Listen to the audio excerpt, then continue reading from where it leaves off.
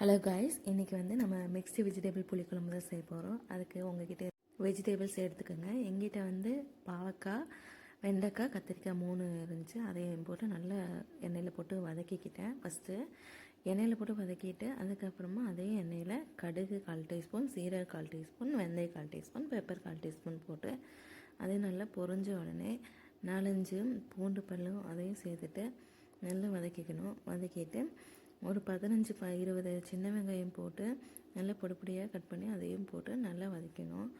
வதக்கிட்டு வெங்காயம் நல்லா வதங்கினதுக்கப்புறமா 2 மீடியம் சைஸ் தக்காளி பொடியாக கட் பண்ணி அதில் சேர்த்திக்கணும். சேர்த்திக்கிட்டு நல்லா கலந்து விட்டுட்டு 1 டீஸ்பூன் உப்பு போட்டு நல்லா வதக்கிட்டால் தக்காளி நல்லா மசிச்சு வந்துடும். நல்லா வதக்கி விட்டுட்டு 2 டீஸ்பூன் மல்லித்தூள், 2 டீஸ்பூன் மிளகாய்த்தூள், 1/2 டீஸ்பூன் மஞ்சத்தூள், இதுக்கு பதிலாக 2 டேபிள் ஸ்பூன் குழம்பு மிளகாய்த்தூள் கூட நீங்கள் போட்டுக்கலாம். போட்டுட்டு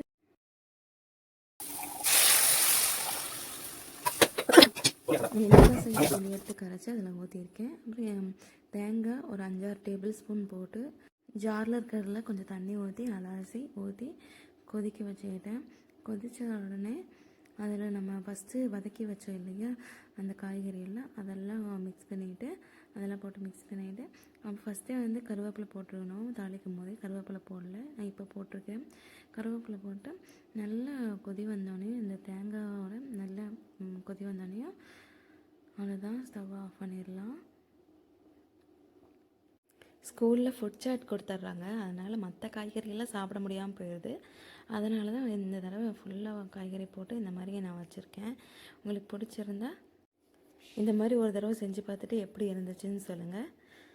இந்த மாதிரி நீங்கள் செஞ்சுருக்கீங்களான்னு சொல்லுங்கள்.